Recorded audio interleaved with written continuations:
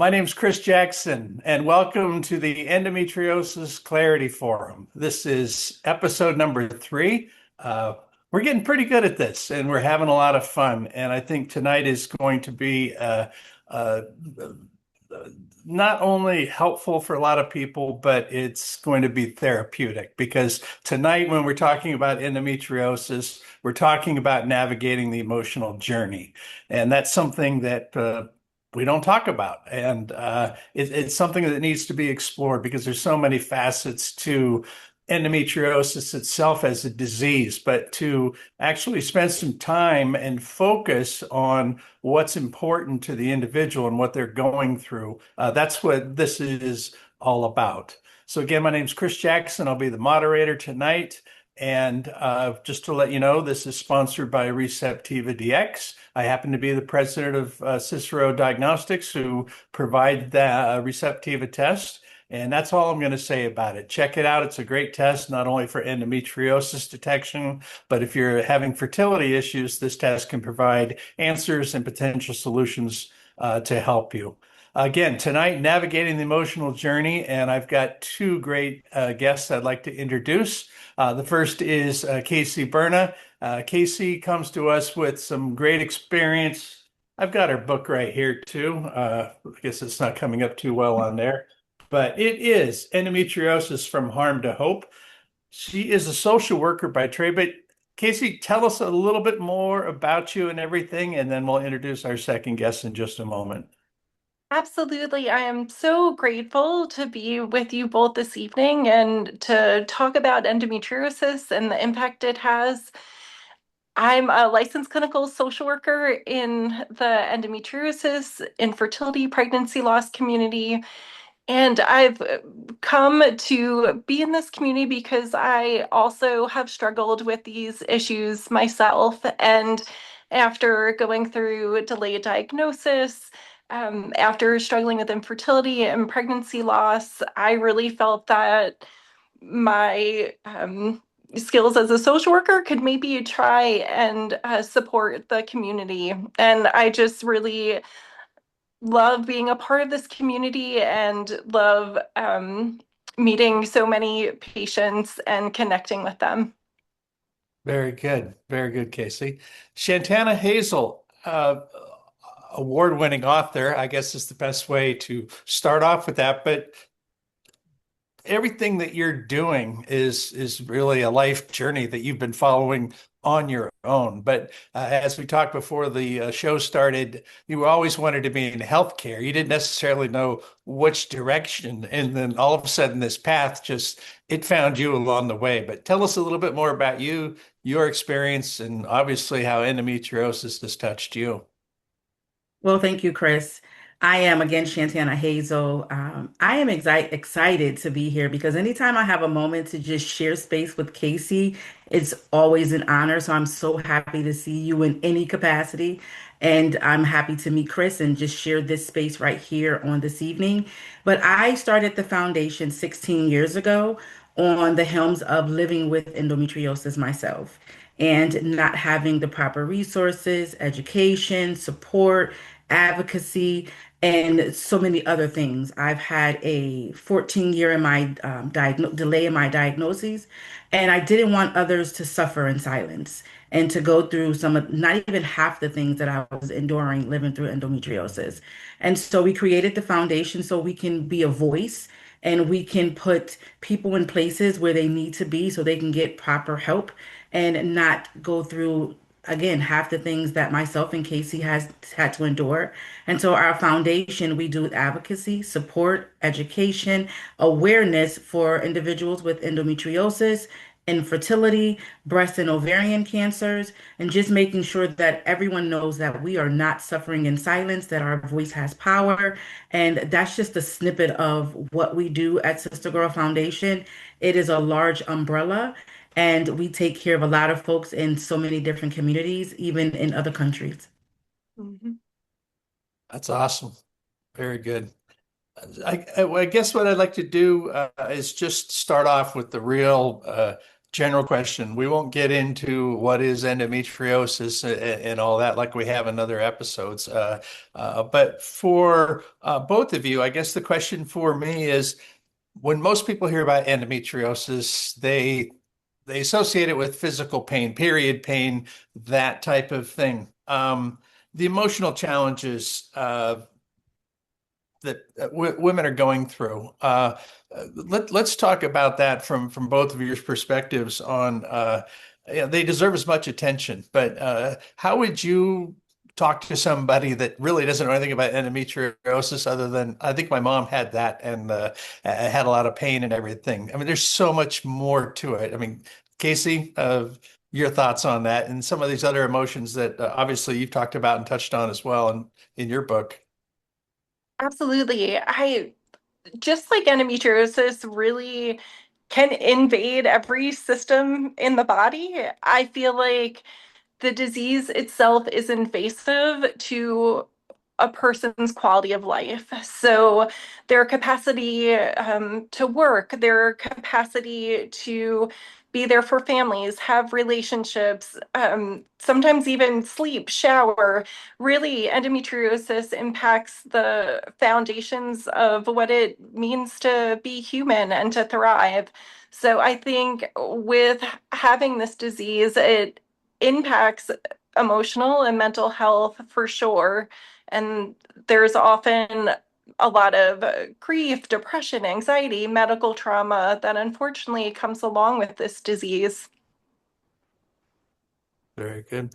Shantana, obviously with the women that you speak with and everything, what are uh, uh, put the physical stuff aside, what are the issues that most of these women are dealing with that are looking for help from you and are wanting to talk to you about? Because a lot of them for years were just things that we didn't talk about, we didn't address. And if they had a male doctor, they certainly weren't going to go down that pathway. They didn't feel comfortable, empowered to do that. But Shantana, I got a funny feeling they're more than willing to talk to you about some of these.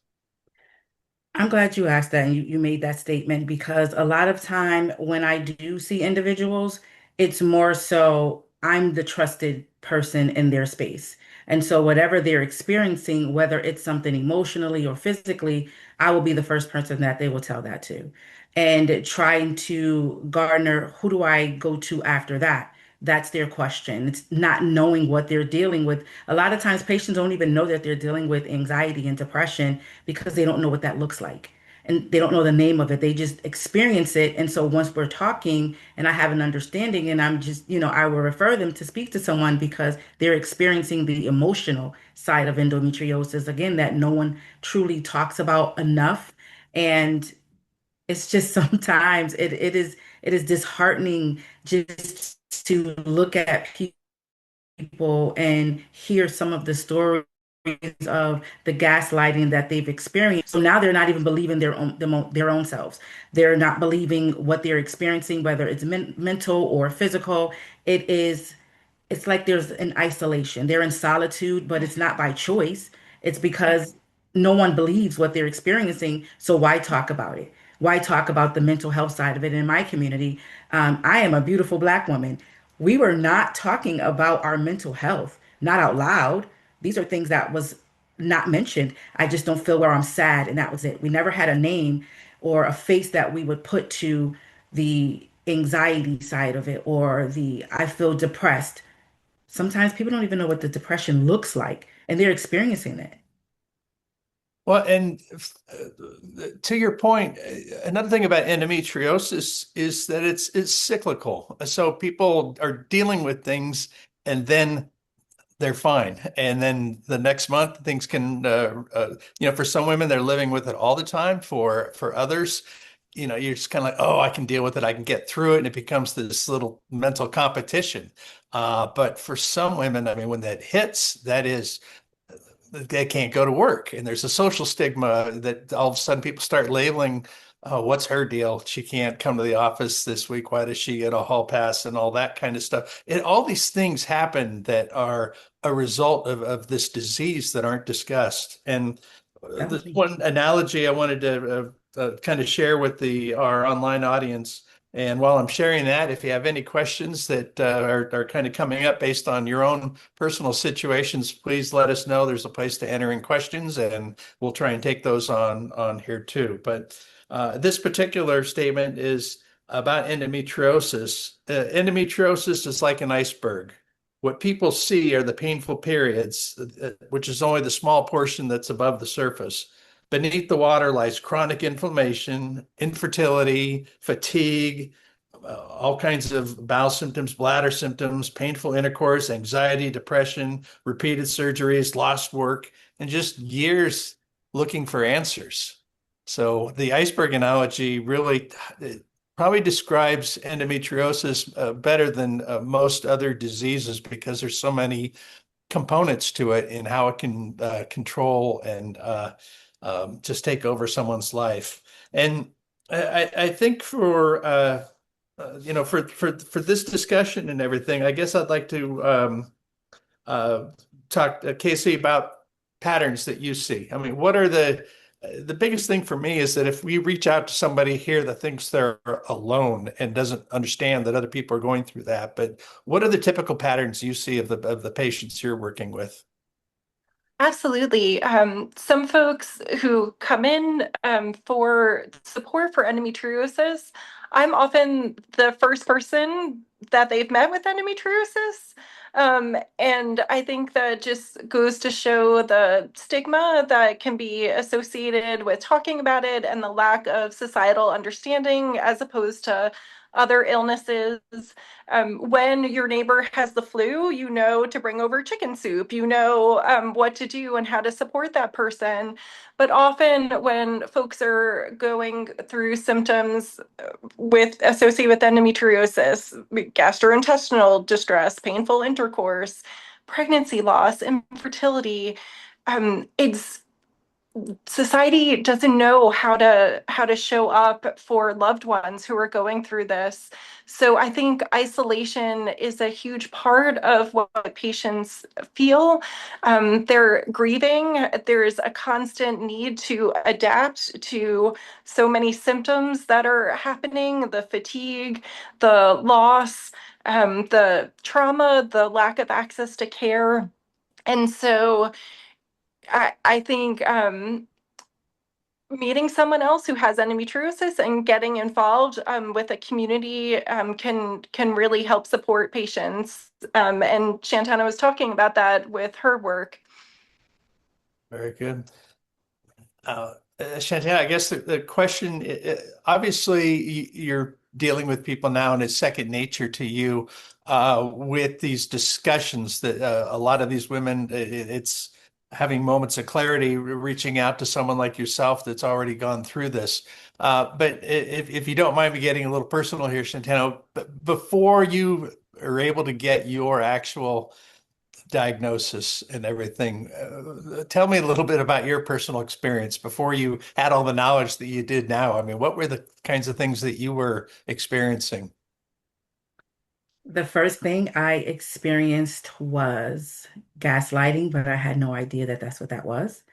And the isolation, the disbelief. I was told that I should be stronger than that because of the color of my skin. So I experienced healthcare racism at the time. And all of these things, I had no idea that that was what was happening.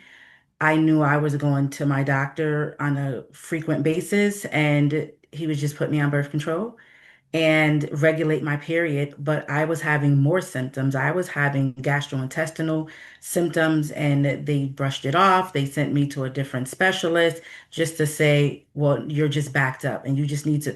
The doctor actually said you're full of SH.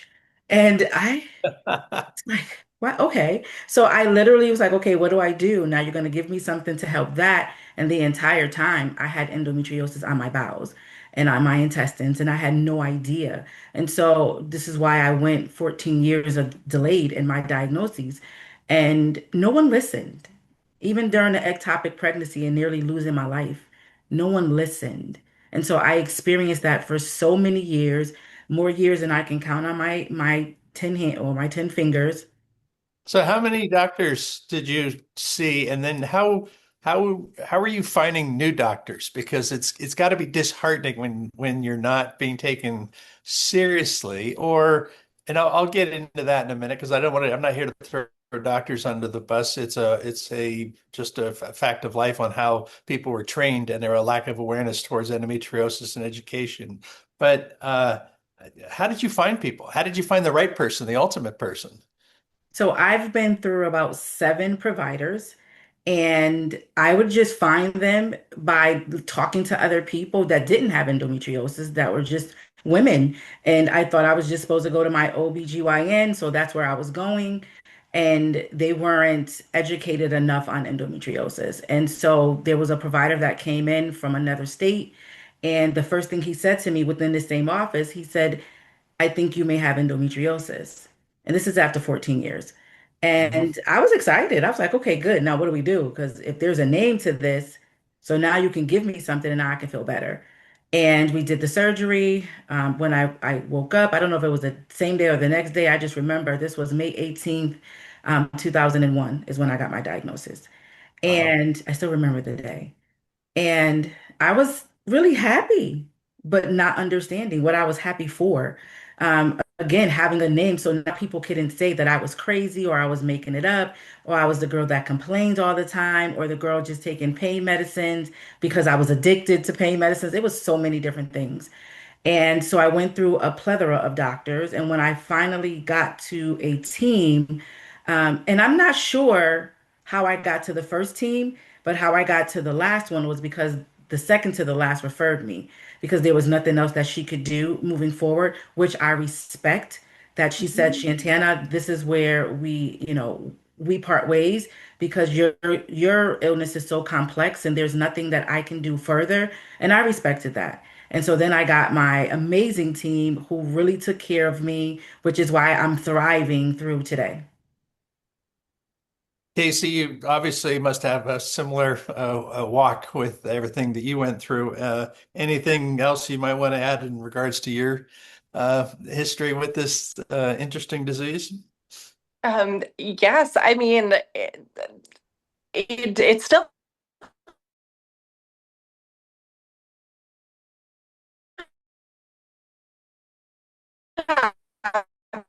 happens to me, even though provide tolerance. I was told that it's my anxiety that's causing all of my symptoms. I was recently told that maybe because I'm a social worker with chronic illness patients that I'm thinking I have these things that I don't have. So it's unfortunate that there's a lack of awareness, education, a lack of believing patients, especially patients who are often minoritized and marginalized, which is what Shantana was saying. Um, and I think that's why advocacy is so important because I know we're at a place now that we don't internalize it. And I know that's what Shantana does with people who come to her. And what I do with my patients is that often, if we're told it's our fault, we believe it. But sort of taking that power back and believing our bodies and believing our symptoms and just really finding the right providers who understand and have more education. Very good. I want to lead up to advocacy in just a few moments, but I kind of want to set the stage here because it's easy to say, gosh, all these doctors didn't see it, couldn't spot it. But the reality is that the education that they receive in medical school touches on endometriosis, brings it up. They may be doing laparoscopy in their training and seeing, but to a point where someone will have surgery. Shantana, classic example. It takes so much. There are so many misdiagnoses. There are influences in this world, whether it's a pharma rep saying, for your patients with this kind of pain, all of a sudden they're labeled with irritable bowel syndrome or something like that, as opposed to that. So doctors are listening to symptoms. They're trying to put out little fires, but not realizing where the fire's coming from. And a lot of it is the unfortunate etiology of endometriosis. It doesn't come from just one source. We know that. We know that some of it's environmental, some of it is hereditary, some of it can just happen. The reality of physicians and their knowledge and everything creates a challenge when a woman is trying to vocalize what's going on, and they're doing it in an annual visit, and they're already intimidated enough about their annual visit on so many levels, and so oftentimes they don't speak up. So it's a interesting thing for me when I see this, because I talk to a lot of women on the fertility side that use our test, and there are still doctors out there that say endometriosis has nothing to do with infertility, and it just blows me away. I hear that some doctors say, well, that's why we do IVF, because you don't have to worry about endometriosis. We're going to do IVF. Well, guess what? Endometriosis can wreak havoc on the uterine lining at the worst possible time when you're trying to conceive. Same thing with recurrent pregnancy loss. So there is a lot of education going on with the physicians. So I guess what I'd love to do is to kind of ask you guys from an advocacy side, what's your playbook? What's your strategy to counsel somebody to really make a case and speak up with their doctor? I mean, how do you think that's the best way to go about that for a patient? Who wants to start? I'll go. Um, for me, it's teaching patients how to advocate for their healthcare and explaining what does that look like because everyone is different. It's not a one size shoe fits all. It's like your case is different than mine and so on and so forth.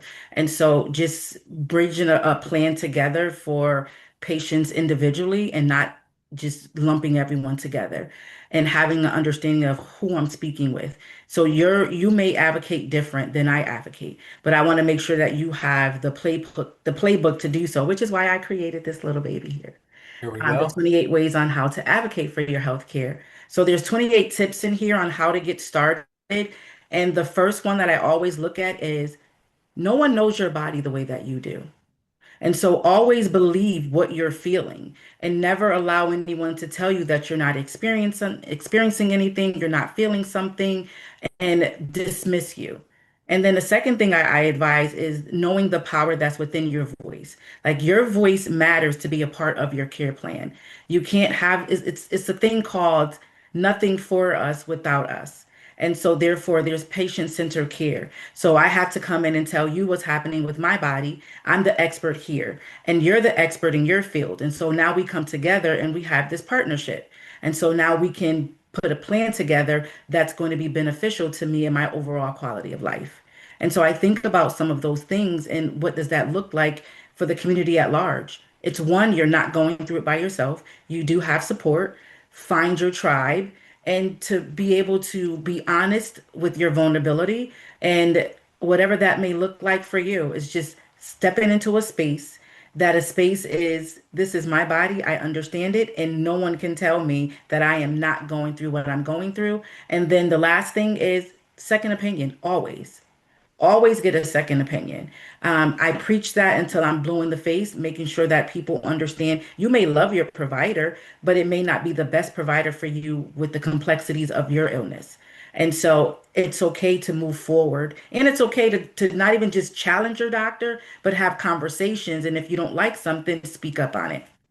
Mhm. So, Casey, I'm going to give you that same question, but I also want to ask about. I don't want to say they're afraid to speak up, but are some, and I know this from some surveys that we did, but some are afraid of getting a diagnosis, and some are actually concerned that now they're going to have to do something. And I know that may sound foreign to you with the work you're in, but have you guys experienced that where someone it's like, well, I know I have this, but I don't know, or are the people seeing you are the ones that are truly, I got to get on this path and figure this out. But I was actually surprised how many women were saying part of it is, I'm kind of afraid of getting a diagnosis. I mean, I think we as patients innately know we're sick and we innately know that we're not feeling well. And so I think for the majority of folks, having answers that explain why you're not feeling well, I think offers a lot of comfort and is really empowering to a patient. Now, there's also grief and adapting. It's hard getting the endometriosis diagnosis because you then start to understand the full impact it has on your life, and there's often like fear and anxiety that could come along with it. Does that mean I'm gonna have issues with fertility? Does that mean I'm gonna have pregnancy loss or pregnancy complications?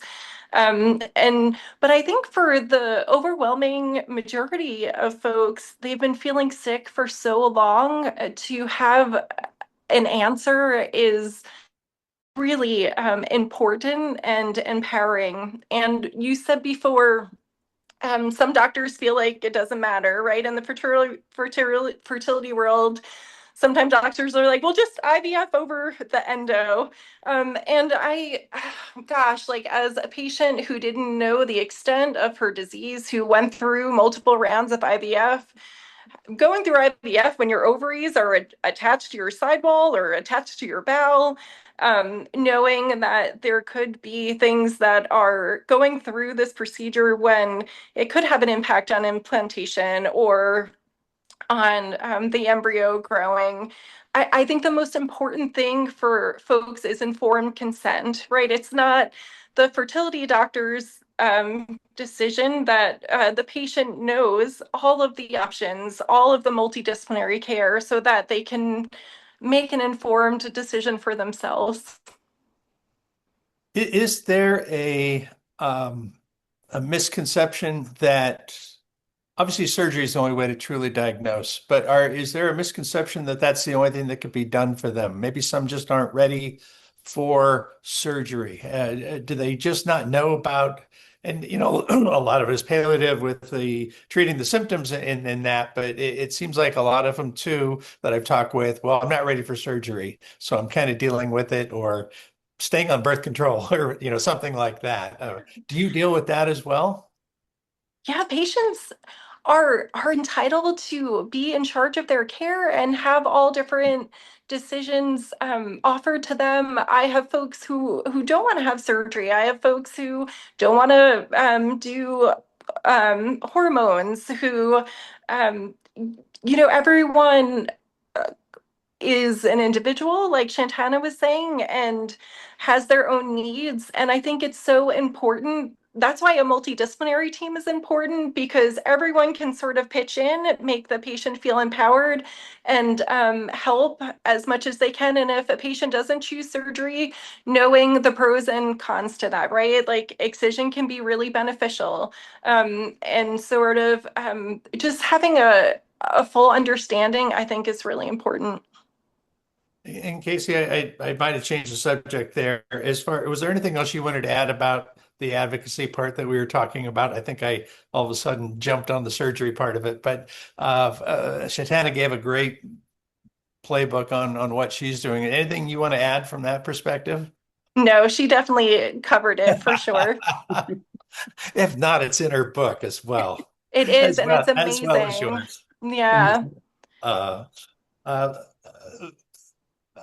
Here's something that I think I'm not prepared or have any experience to talk about, but I know you guys do. The mental health aspect of it, trying to just keep it together when you're going through this journey and everything.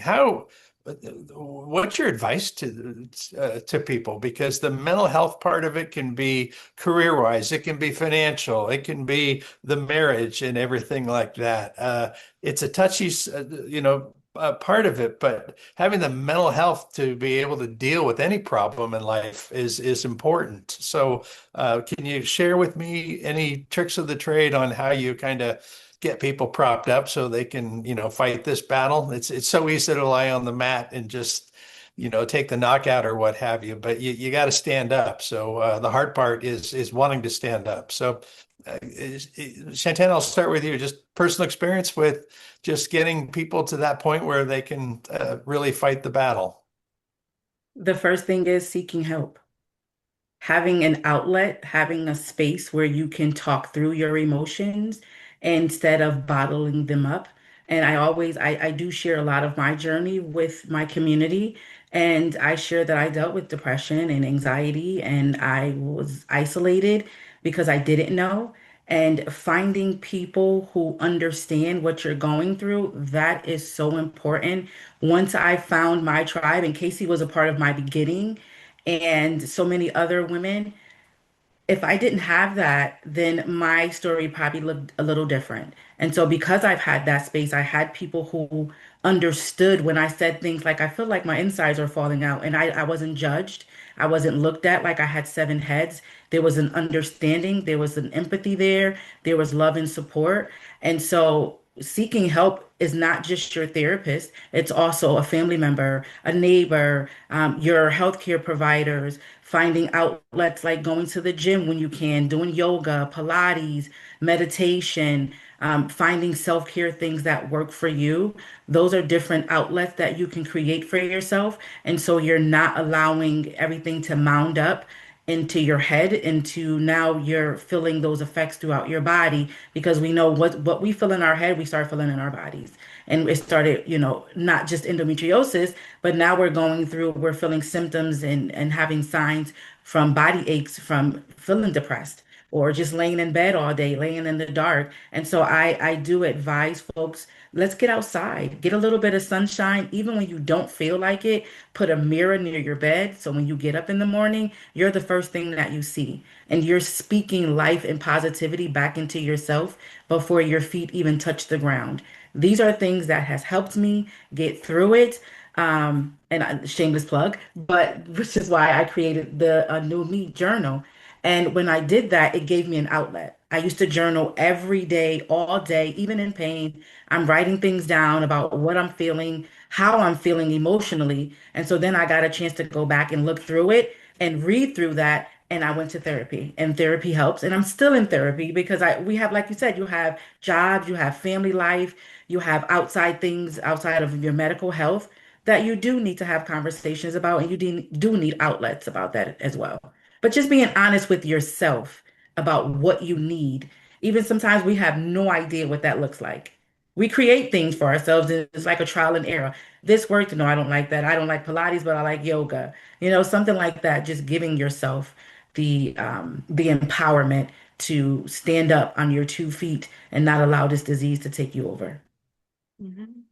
Casey, same question, but also I'm curious to that end with the mental health and some of the other things that you talk about in your book. What are the things that are most surprising to you that have resonated with the people that have read your book? I think what I my hope for the book was that people read it and felt less alone. I think giving folks permission to grieve, um, having folks understand just how hard it is and how there is so much loss that comes with this disease. And I think that's important to understand because I think oftentimes not only are our physical symptoms dismissed, but the impact on mental health is dismissed. And we often have the mental load for everyone. We're often responsible for so many things. And just giving folks permission to grieve and feel vulnerable and feel sad, I think is really important, and giving them a safe space for that because we often have to show up super strong in so many aspects of our life. So I think having spaces like groups or communities that understand, like Shantana was talking about, therapy, where you can feel vulnerable and express how hard it is, I think is really important as well. So let's jump into a nice, fun topic called relationships. This disease obviously decides to be a third person in the bedroom. It decides to be the person in the back seat of the car on a long trip. It can drive a wedge into any relationship, any friendship, just because there's a inability to try and have the other person appreciate what they're going through. But I'm curious from both of you, and Casey, I'll start with you this time. Uh, one of the things that come up the most about friendships and relationships and inability to vocalize or work through those processes with others? Absolutely. I think it's twofold. I think because of the lack of understanding that society has for endometriosis, I don't think there's the empathy or understanding or leeway that other folks who are chronically ill or going through a health crisis get, that endometriosis patients really deserve and need. So, for folks who come into my office with issues that their families may not understand, their partner doesn't understand, it's impacting intimacy. They don't understand, they're taking it personally. It's impacting their ability to show up for family members, and the family members don't understand and are making, the patient feel guilty about it. It's really education and also boundaries of having the patient still honor like their needs and set boundaries. So I think that's really important, is for patients to continue to honor themselves and where they're at, and believe themselves and set boundaries in order to help protect their mental and physical health and capacity. Shantana?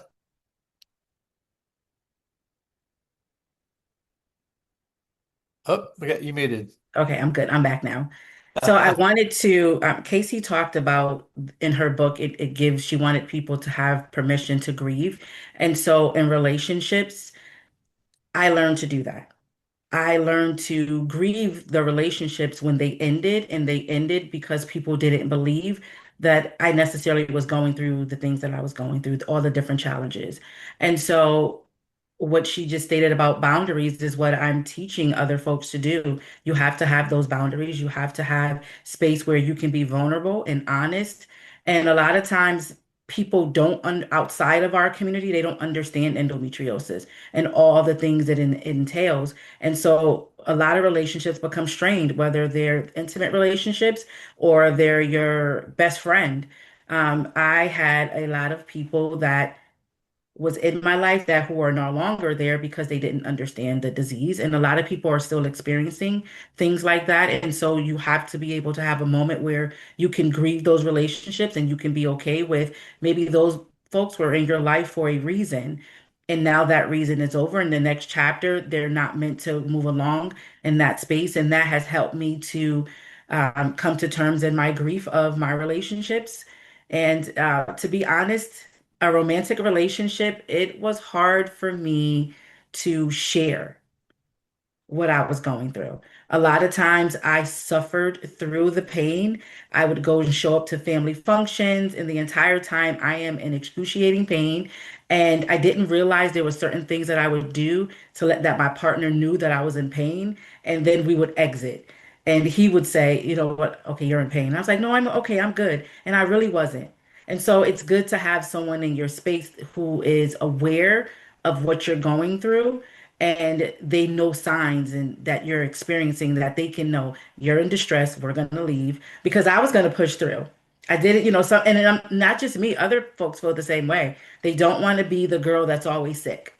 They don't want to be the person that's always complaining. So relationships are strained. You have sometimes family members think that you don't want to come to their family function because you're mad at them for whatever reason. And the entire time, your body is attacking itself. Your ovaries, fallopian tubes, you're just, everything is just fused together and you're in agony.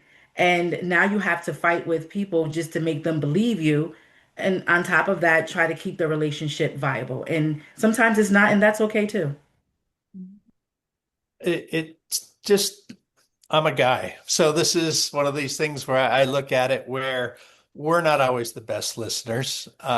We know you're off and not either desiring anything that night, or you're not feeling well, but we're guys. We immediately think it's us. We did something. So to me, the first thing I would think about is for women to, they've got to share with us with what's going on, because we take it personally. We read it the wrong way. And we're not as intuitive as you guys. We've known that all along. So the more you can let us know, it just creates, I think, a better situation for everybody. And that's my lack of I'm not putting any more expertise into this, but anything else about relationships you guys want to talk about that's important for the audience to really touch on and think about? So something you just said about men and making sure that we communicate and express to you what we're experiencing, that has to be a warm environment to do so. You know, sometimes it's how you set the scene and how the tone is in the space or in the room. I always say I feel like men create the tone for the relationship. If it's a soft, warming, loving space, then we're going to give that. And so if I'm in a space where I feel safe to share those things with you and I don't feel like they're going to come back up later to bite me in the bullet, um, then I will. But again, it has to be whether it's a romantic or you're my best friend as a male. It's just making sure that we feel safe in that space. So making sure that you create that environment for us to be able to share. I think that's important too. And also being open and willing to be educated, right? I think you Google endometriosis and then the top things that come up are physical pain, pain with intercourse, along with so many other symptoms. So I think emotional safety also means having a partner that really does the research, that will watch the Below the Belt documentary about endometriosis, that will, read the books. There's so many resources out there so that the partner can really be a team member and we'll understand that intuitively by like researching, right? So that also the whole mental load isn't on the patient to explain everything and, educate as well. Well, and the NFL starts the second weekend of September. College starts the weekend before. Ladies, my only advice is that once that season starts, you're competing with all kinds of other attention span deficits. So you really got to communicate early on before the fall and the holidays. I know the holidays are a challenging time for women when they're going through all this, especially ones that are maybe the fertility issue is a hidden part of that. But tonight, is there anything else that you really want to get across? Both have so much information in the books. There's no way we can share all of that. But Shantana, what have I not touched on that you think is important to communicate out here? Research. I think that there is a lot of adequate research that is out in different spaces. And I think that making sure the community has the proper tools to understand research. What does that look like for them? Making sure that everyone is invited to research studies, to be a part of, be a participant. I think a lot of times we talk about so many different things, but we need to talk about that as well. So I think that's important. And I always tell my community of patients, ask about it, inquire. We don't wait for someone to bring something to us. And then sometimes it do feels like we're putting a lot of weight bearing on the patient, but I want my patients in my community to be equipped so they can make empowered decisions. And so inquire about clinical trials or, just have the information so you can put those tools in your research. I mean, put those resources in your toolbox. And then that way you can pull them out later and you have an understanding of this is what research looks like for me. And I can participate. So whether there's a study that may be happening in my area, I want to make sure that I'm aware of those things. Very good. Casey, closing thoughts? Um, I think it's important that patients believe their experiences, that they listen to their bodies, and that they keep seeking community and partnerships with providers that will help guide them to the best quality of life that they can have and that they deserve. So I think know that if you're out there suffering right now, you're not alone. There's wonderful communities out there. Shantana talked about the Sister Girl community um, and her foundation, which is incredible. And there's a bunch of like wonderful organizations out there. So definitely find your community, find your people, and trust yourself, I would say. Very good. Very good. Are either of you working on a new book, and what's the topic going to be? There's so much more to be said about this. I am I'm not, actually I'm still recovering from my first book, so Uh, well, I want to thank you guys for joining us. For our audience out there, I know there was a few questions that came in. I didn't get a chance to get to those, but we will do some follow up. There will be some links. If you've signed up for this, we're going to send you information where you can access where their books are, more online. This will be available out there on the web for other people to find it and to look at that. But I appreciate your time. I appreciate just being able to share what a lot of women are just now realizing they can vocalize and get the right help, and then realize too to vocalize it too, so they can take those next steps. So, Shantana, Casey, just appreciate it, and thank you so much for joining us tonight. thank you for having us. Uh, yes, thank Thank you. you, everybody. We'll see you next time on the Clarity Forum.